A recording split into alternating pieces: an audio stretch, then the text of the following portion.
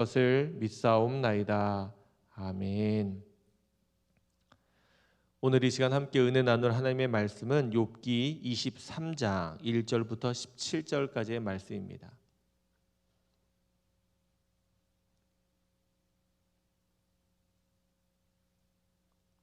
욥기 23장 1절부터 17절까지의 말씀입니다.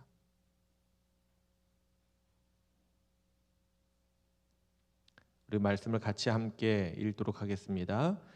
욥이 대답하여 이르되 오늘도 내게 반항하는 마음과 근심이 있나니 내가 받는 재앙이 탄식보다 무거움이라.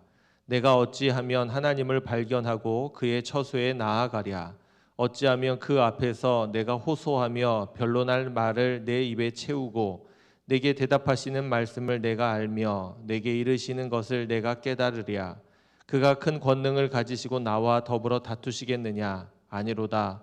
도리어 내 말을 들으시리라. 거기서는 정직한 자가 그와 변론할 수 있은즉 내가 심판자에게서 영원히 벗어나리라. 그런데 내가 앞으로 가도 그가 아니 계시고 뒤로 가도 보이지 아니하며 그가 왼쪽에서 일하시나 내가 만날 수 없고 그가 오른쪽으로 돌이키시나 배울 수 없구나. 그러나 내가 가는 길을 그가 아시나니 그가 나를 단련하신 후에는 내가 순금같이 되어 나오리라. 내 발이 그의 걸음을 바로 따랐으며 내가 그의 길을 지켜 치우치지 아니하였고 내가 그의 입술의 명령을 어기지 아니하고 정한 음식보다 그의 입의 말씀을 귀히 여겼도다. 그는 뜻이 일정하시니 누가 능히 돌이키랴. 그의 마음에 하고자 하시는 것이면 그것을 행하시나니 그런즉 내게 작정하신 것을 이루실 것이라. 이런 일이 그에게 많이 있느니라. 그러므로 내가 그 앞에서 떨며 지각을 얻어 그를 두려워하리라. 하나님이 나의 마음을 약하게 하시며 전능자가 나를 두렵게 하셨나니 이는 내가 두려워하는 것이 어둠 때문이나 흑암이 내 얼굴을 가렸기 때문이 아니로다. 아멘. 우리 오늘은 한 마음으로 말씀 읽기를 우리 욥기 21장부터 25장까지 함께 읽고 은혜를 나누는 날입니다. 오늘 우리가 함께 읽은 부분은 욥과 욥의 세 친구의 대화 중 마지막 세 번째 대화에 해당합니다. 21장은 소발의 두 번째 대화에 대한 욥의 대답이 나오고 있고요. 22장은 대만 사람 엘리바스의 세 번째 대화, 그 다음에 23장, 24장에는 이에 대한 욥의 대답입니다. 25장은 수아 사람 빌닷의 세 번째 말이 나오고 이제 그 다음에 욥의 이야기, 또 그 다음에 욥이 풍자한 이야기들로 이어지게 됩니다. 욥의 세 친구인 엘리바스, 빌닷, 소발 이 순서로 욥과 함께 대화를 나눴는데 뭐 정확하지는 않지만 아마도 연장자로부터 이 대화를 나누지 않았을까 생각이 드는 겁니다.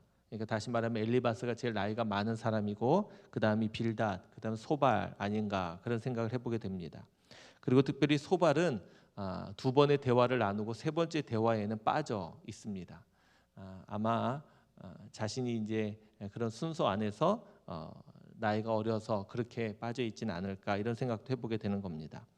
이들의 대화를 보면 첫 번째 대화는 어떤 그들이 이제 지혜의 이야기, 그들이 알고 있는 지혜를 총동원해서 이야기를 하는데 욥이 이 일을 겪게 된 이야기들을 함께 나눕니다.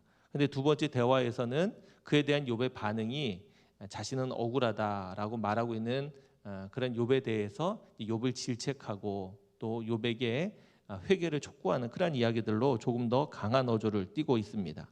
세 번째 대화에서는 이제 그래도 욥이 계속해서 자신의 억울함을 호소하니까 이 두 사람은 자신들이 삶을 통해서 얻게 된 그런 삶의 지혜를 최후 변론처럼 이야기하는 겁니다. 25장은 시편처럼 아주 짧은 문장으로 되어 있는데 빌닷이 자신의 인생의 지혜를 고백하는 것을 우리가 볼 수 있게 됩니다. 욥에게 일어난 모든 이런 일들을 옆에서 지켜보았던 친구들은 그 당시 그들이 가지고 있었던 모든 지혜들을 총동원해서 아마 말하고 있는 것이다 이런 생각을 해보게 됩니다. 어제도 말씀드렸지만 이때는 지금 족장 시대였거든요. 다시 말하면 하나님께서 계명과 율법을 주시기 이전입니다. 그러니까 이들은 자신들의 삶의 경험을 통해서 하나님을 깨닫고 있는 때였습니다. 그러니 지금 욥의 세 친구들이 말하고 있는 그 말이 그 당시에 사람들 사이에 어떤 관습, 풍습 또 가장 정석인 그러한 생각들, 지혜들이었다는 겁니다. 그런데 그런 보편적인 어떤 생각과 지혜들을 다 적용할 때 욥에게도 그 생각과 그 마음이 적용되느냐? 그렇지 않다라는 겁니다. 우리는 어떠한 한 경험을 가지고 모든 사람들이 동일하게 그럴 것이다라는 생각을 가지고 접근하게 됩니다. 그래서 위험한 겁니다. 우리가 가지고 있는 지혜는 매우 좁은 겁니다. 다시 말하면 내 삶의 경험을 통해서 얻게 된 지혜들은 나에게 해당하는 부분들입니다. 예를 들면 이런 겁니다. 사도 바울은 다메섹 도상으로 가다가 예수님을 만나는 아주 특별한 경험을 했죠. 이 경험은 사도 바울에 있어서 그의 인생을 바꾸는 그런 경험이었습니다. 아마 그의 인생 가운데 그 평생을 살아가는 가운데 주님을 경험한 가장 큰 경험, 그 인생 가운데 가장 값지고 은혜로운 딱 한순간을 기억한다면 바로 그 순간이었을 겁니다. 그에게 이렇게 특별한 경험이었던 그 순간을 바울은 은연중에 다른 사람들에게도 요구하고 있는 겁니다. 자기가 경험한 것처럼 다른 초대교회 많은 성도들에게도 하나님을 그렇게 특별히 만나고 경험해야 된다, 이런 이야기들을 하고 있거든요. 그런데 그 어떤 이도 바울처럼 그렇게 주님을 경험한 사람은 없는 겁니다. 그러한 것이죠. 그러니까 내가 경험이 특별하고 또 내가 가지고 있는 그 경험을 통해 얻은 지혜가 옳은 것 같지만 그것은 나에게 적용해야 될 일이지 그것을 보편적으로 다른 사람들에게 똑같이 적용해서는 어리석은 일이 되고 미련한 일이 될 수 있다라는 겁니다. 그 당시에는 하나님께서 의로운 자들을 인정하시고 악인들을 심판하신다는 아주 보편적인 생각이 있었습니다. 근데 그 생각을 가지고 욥에게 적용하게 되면 욥은 억울할 수밖에 없고 힘들 수밖에 없는 겁니다. 욥의 형편은 전혀 다르기 때문에 그렇죠. 그런데 그것을 알 수 없기에 서로 오해하고 힘들고 서로 아픈 겁니다. 욥도 힘들고 또 욥을 위로하려는 사랑의 마음을 가지고 있었던 욥의 세 친구들도 힘든 겁니다. 이게 바로 우리들의 모습입니다. 연약한 모습, 어리석은 모습, 참된 지혜, 제대로 된 지혜를 가지고 있지 못한 우리들의 모습 아닐까 싶습니다. 우리는 욥과 욥의 세 친구들의 대화를 읽어가면서 그들의 이야기가 아니라 나의 이야기로 이 말씀을 읽어가면 좋겠고요. 그러면서 우리 안에도 우리의 지혜가 부족하구나 라는 것을 좀 깨달으면서 읽어가면 좋지 않을까 싶습니다. 오늘은 특별히 23장을 함께 읽었는데요. 23장에는 우리가 평소 너무 잘 알고 있는 말씀이 포함된 부분입니다. 그런데 이것이 조금 어려운 부분입니다. 왜냐하면 우리가 읽고 있는 개역 개정 성경은 예전에 읽었던 개역 성경을 조금 수정해서 만들어진 성경인데 처음 만들어진 개역 성경도 그리고 그 이후에 좀 번역을 좀 조정한 개역 개정의 성경이 번역하고 있는 내용이 틀렸다라는 것이 아니라 거기에 담겨져 있는 어떤 뉘앙스라고 그러죠. 욥의 어떤 이 말의 뉘앙스와 분위기가 사뭇 우리를 오해하게 만들어 놓고 있습니다. 그래서 그 부분을 조금 바로잡아야 합니다. 오늘 저에게 하나님이 이 본문을 포함된 부분을 읽게 하시고 나누게 하셨기 때문에 저도 이러한 사명을 가지고 함께 이 말씀을 나누려고 합니다. 지금 욥은 자신이 처한 고난 속에서 간절한 마음으로 하나님을 찾고 구하고 있는 것을 볼 수 있습니다. 그런데 우리가 읽은 개역 개정 성경에는 조금 이 부분이 딱딱하게 표현되어 있는데 제가 이 부분을 다른 번역으로 읽어드리도록 하겠습니다. 그 가운데 특별히 제가 표준 새 번역으로 1절부터 10절까지의 말씀을 먼저 한번 읽어드리겠습니다. 한번 잘 들어보시길 바랍니다. 아까 우리가 읽었던 개역 개정 성경과 내용상이 차이가 있는 것이 아니라 분위기가 어투가 좀 다르다는 것을 느낄 수 있습니다. 한번 들어보시길 바랍니다. 욥이 대답하였다. 오늘도 이렇게 처절하게 탄식할 수밖에 없다니 내가 받는 이 고통에는 아랑곳 없이 그분이 무거운 손으로 여전히 나를 억누르시는구나. 아, 그분이 계신 곳을 알 수만 있다면, 그분의 보좌까지 내가 이를 수만 있다면, 그분 앞에서 내 사정을 아뢰련만, 내가 정당함을 입이 닳도록 변론하련만. 그러면 그분은 무슨 말로 내게 대답하실까? 내게 어떻게 대답하실까? 하나님이 힘으로 나를 억누르실까? 그렇지 않을 것이다. 내가 말씀을 드릴 때에 귀를 기울여 들어주실 것이다. 내게 아무런 잘못이 없으니 하나님께 떳떳하게 말씀드릴 수 있을 것이다. 내 말을 다 들으시고 나서는 단호하게 무죄를 선언하실 것이다. 그러나 동쪽으로 가서 찾아보아도 하나님은 거기에 안 계시고 서쪽으로 가서 찾아보아도 하나님을 뵐 수가 없구나. 북쪽에서 일을 하고 계실 터인데도 그분을 뵐 수가 없고 남쪽에서 일을 하고 계실 터인데도 그분을 뵐 수가 없구나. 하나님은 내가 발 한 번 옮기는 것을 다 알고 계실 터이니 나를 시험해 보시면 내게 흠이 없다는 것을 아실 수 있으련만. 이해되셨습니까? 특별히 이 가운데 10절 말씀을 제가 한번 읽어드릴게요. 10절 말씀은 우리가 평소에 굉장히 좋아하고 아끼는 말씀인데 제가 개인적으로는 뭐 만나는 분들에게 이 말씀을 혹시 관계돼서 읽어갈 때는 이 말씀의 어떤 취지와 뜻은 조금 다르다. 제가 그런 이야기를 좀 드렸거든요. 10절에 이렇게 되어 있습니다. 이 부분을 제가 이제 여러 성경의 버전을 읽어드릴게요. 제일 먼저 나온 개역 한글입니다. 나의 가는 길을 오직 그가 아시나니 그가 나를 단련하신 후에는 내가 정금같이 나오리라. 이렇게 되어 있죠. 이것을 개역 개정으로 바꾸면 이렇게 되었죠. 그러나 내가 가는 길을 그가 아시나니 그가 나를 단련하신 후에는 내가 순금같이 되어 나오리라. 그런데 이 부분을 우리가 조금 잘 읽어야 합니다. 공동 번역이죠. 한국어로 된 공동 번역이 이렇게 되어 있습니다. 그런데도 그는 나의 걸음을 낱낱이 아시다니 털고 또 털어도 나는 순금처럼 깨끗하리라.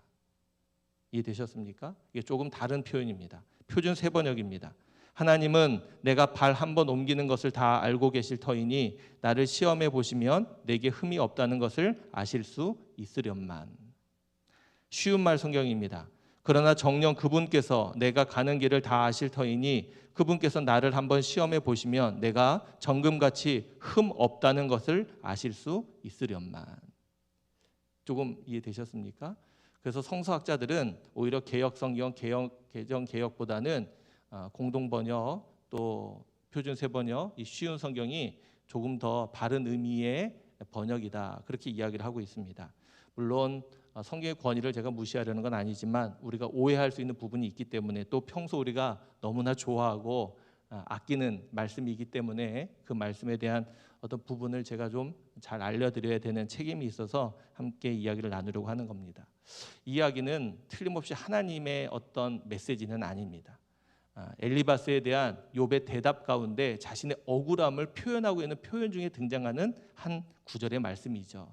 그런데 이 말씀이 너무나 감미롭고 너무나 은혜롭게 쓰여져 있어서 우리는 이 한 절의 말씀만을 자꾸만 붙들고 노래하고 있는데 실제적으로 그 안에 담겨진 마음과 방향과 뉘앙스는 그렇지 않다라는 겁니다. 지금 이 모습은 어떤 모습입니까? 아까 여러분들 말씀드린 대로 욥은 지금 억울한 겁니다. 엘리바스의 그런 공격과 이야기를 듣고 나서 억울하니까 어떻게 이야기합니까? 자신의 억울함을 풀기 위해서 내가 하나님을 찾아뵈서 만났으면 좋겠다는 거예요. 그분은 내 억울함을 알고 계실 터이니 내가 그분 앞에 서면 이 억울함을 하나님이 풀어주실 것이다. 그런데 어디를 찾아보아도 하나님이 안 계시다. 그렇게 이야기를 하는 겁니다. 그리고 아까 말한 대로 하나님이 나를 단련하셔서 나를 순금같이 만드신다는 뜻이 아니라 하나님이 나를 시험해 보시면 내가 죄가 없다는 것을 아실 것이다.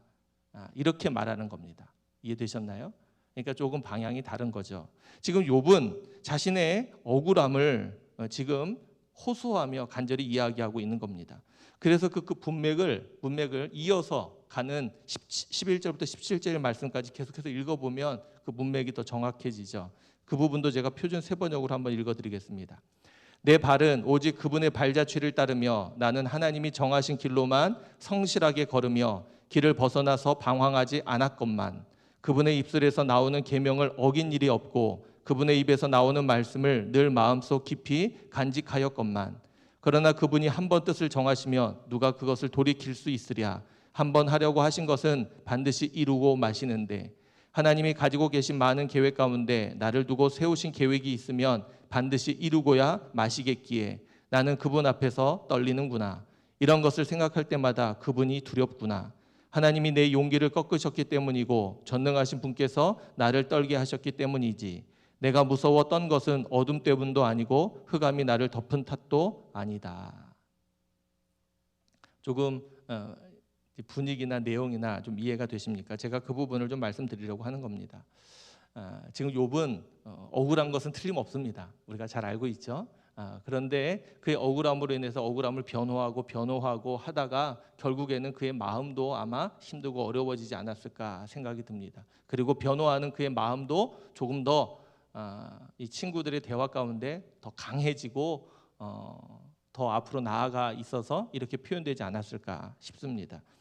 우리가 알다시피 욥은 아무런 죄를 짓지 않고 의로운 사람인데 고난을 겪은 이 일로 인해서 결국 대화를 나누고 마지막에 하나님 앞에 죄 없는 그가 회개하는 일이 벌어지지 않습니까? 거기서 회개하는 일은 다른 일이 아니라 자신이 하나님에 대해서 제대로 알지도 못하면서 알고 있는 것처럼 이야기하고 있는 것, 또 특별히 욥이 하나님 앞에 교만하고 있는 것을 회개하게 됩니다. 오늘 본문의 내용도 그 부분을 우리에게 일깨워주고 있는 겁니다. 어떻게 보면 욥은 겸손한 것 같죠. 그러나 이 23장의 내용을 우리가 좀 바르게 살펴본다면 그 안에 담겨진 분위기나 욥의 말의 어투는 교만함이 사뭇 강하게 드러나고 있는 것 같습니다.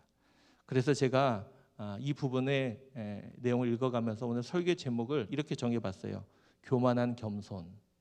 이게 어울리지 않는 말이긴 한데 한번 그렇게 정해봤어요. 교만한 겸손. 다시 말하면 겸손으로 포장된 교만, 겸손으로 위장된 교만 아닐까 싶은 겁니다. 물론 이렇게 말하면 욥이 지금 살아있다면 욥도 억울할 겁니다.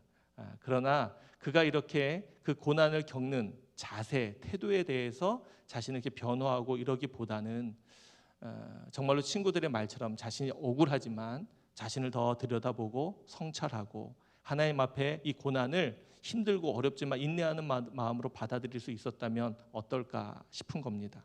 그러나 욥은 그렇지 않고 여전히 자신의 억울함을 호소하고 변호하고 있는 겁니다. 강력하게 자신은 억울하고 내가 하나님 앞에 서면 하나님이 나를 틀림없이 무죄하다라고 밝혀주실 것이다. 자신이 있다. 이렇게 말하고 있는 겁니다. 그 안에는 오히려 겸손의 모습보다는 탄식의 모습보다는 그가 하나님 앞에 의롭다, 옳다라는 교만함의 모습이 있지 않을까 싶은 겁니다. 그러면서 한번 생각해 봅니다. 우리는 그렇지 않은가? 우리는 그렇지 않은가? 저도 개인적으로 목사로 살다 보니까 목사의 자리에서 제가 쳐야 될 처신들이 있지 않습니까? 그러다 보면 저도 어쩔 수 없이 제 마음이 교만한데도 불구하고 겸손한 척 할 때가 많아요. 겸손한 척, 아닌 척. 물론 또 그렇게 살다 보니까 또 제 삶이 그렇게 변해가기도 하니까 은혜롭기는 하지만 그럴 때가 많이 있거든요. 저도 인간이기에, 저도 사람이기에 제 안에 교만함도 있고 또 제 안에 이기적인 마음도 크거든요.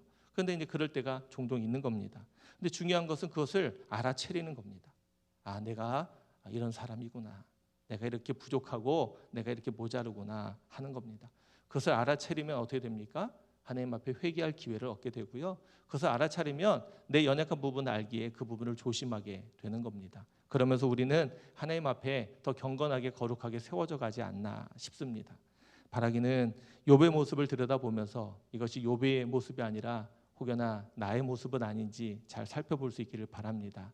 내가 내 안에 있는 교만함, 내 안에 있는 이기심, 또 내 안에 있는 것들을 다른 것들로 포장해서 살아가고 있지는 않은지 바라기는 우리 안에서 믿음으로 든든히 서서 하나님 앞에 더 떳떳하고 더 신실하고 또 바르고 겸손한 모습으로 살아가는 저와 여러분들 모두가 되시기를 주님의 이름으로 축원합니다. 이 새벽 기도하시면서 진짜 내 저 깊은 내 속사람을 잘 들여다봤으면 좋겠고요. 내 속에는 그 귀한 하나님의 마음이 있는지 잘 살펴보며 믿음 안에서 그렇게 살아가는 귀한 한 날 되시기를 주님의 이름으로 축원합니다. 함께 기도하겠습니다. 우리 감사원금 무명으로 드리셨습니다. 하나님, 오늘도 우리에게 귀한 날 허락하시고 또 믿음 가운데 주를 바라보며 또 함께 주의 말씀을 읽어갈 수 있도록 인도하신 것 참 감사합니다. 하나님이 사랑하시는 우리 도남동교회 모든 성도들, 우리 한마음으로 말씀 읽기를 통해 함께 말씀을 읽고 그 은혜를 나누는 가운데 하나님 앞에 우리가 더 신실하게, 더 경건하게, 거룩하게 세워지는 시간들이 되게 해 주옵소서. 하나님 앞에 우리의 연약함과 부족함을 늘 살피며 돌아보게 하시고 말씀 앞에 우리의 삶을 거울 삼아 비춰보며 우리의 연약한 부분들, 우리의 죄된 부분들, 하나님 우리 안에 달라지고 변화되어야 될 부분들을 발견하고 찾아내게 하시고 하나님 믿음 안에서 한 가지 한 가지 고쳐가고 또 하나님 변화시켜가고 새롭게 만들어가는 우리들 되게 해 주옵소서. 힘들고 어려운 고난의 때를 살아가는 우리들에게 하나님 주시는 말씀을 통해 그 말씀이 위로가 되기를 원합니다. 그 말씀이 힘이 되기를 원합니다. 하나님 믿음 안에서 우리가 길을 잃어버렸다면 말씀을 읽어가는 가운데 그 길을 찾게 하시고 하나님 믿음의 용기와 담대함을 가지고 걸어갈 수 있는 우리들 되게 해 주옵소서. 하나님 오늘도 우리에게 뜻이 계셔서 귀한 날을 열어주시고 또 귀한 날 생명 주셔서 살게 하셨으니 참 감사합니다. 믿음으로 깨어서 살아가는 우리들 되게 해 주옵소서. 하나님의 뜻을 잘 헤아리고 분별하여 거룩한 마음을 품고 살아가는 우리들 되게 해 주옵소서. 혹여나 이 새벽 우리 안에 여전히 하나님 앞에 교만한 마음들이 있다면, 하나님 이기적이고 하나님 정욕적인 마음들이 있다면, 그것을 감추고 살아왔다면 하나님 우리를 불쌍히 여겨주시고 하나님 우리 안에 있는 하나님 그 깊은 마음을 하나님이 만지시고 다스려 주셔서 하나님의 은혜로 우리의 마음이, 우리의 생각이, 우리의 속사람이 달라지는 거룩한 시간이 되게 해 주옵소서. 하나님 믿음 안에서 하나님 선한 또 영적인 씨름을 하며 살아가는 우리들의 삶의 자리를 지켜주셔서 우리가 악한 것에 우리의 마음과 생각을 뺏기지 않게 하시고 믿음을 잃어버리지 않게 하시고 끝까지 잘 싸워 이겨낼 수 있도록 하나님 도와 주옵소서. 흩어져 있는 우리 도남동교회 모든 성도님들의 삶의 자리를 지켜주시고 하나님의 은혜의 빛으로 비춰주시고 하나님이 동행해 주심으로 또 주의 강한 팔로 붙들어 주심으로 믿음 안에서 든든히 설 수 있도록 주님 도와 주옵소서. 이 새벽에도 귀한 예배를 주 앞에 드린 손길이 있습니다. 하나님 기쁘게 받아주시고 그 마음의 감사함과 또 그 마음의 하나님을 향한 소원을 주님 기억하시고 하나님 합당한 은혜로 채워주시고 응답해 주옵소서. 이 새벽에도 주의 전에서 또 주어진 거룩한 삶의 자리에서 하나님 믿음으로 기도하고 또 주 앞으로 나아가며 이 하루를 시작합니다. 함께 해주셔서 하나님의 은혜가 풍성하고 가득한 귀한 시간 또 오늘 한날이 되게 해 주옵소서. 감사를 드리며 우리를 사랑해 주시는 예수 그리스도의 이름으로 기도하옵나이다. 아멘. 하나님 고맙고 감사합니다. 하나님의 은혜, 하나님의 사랑을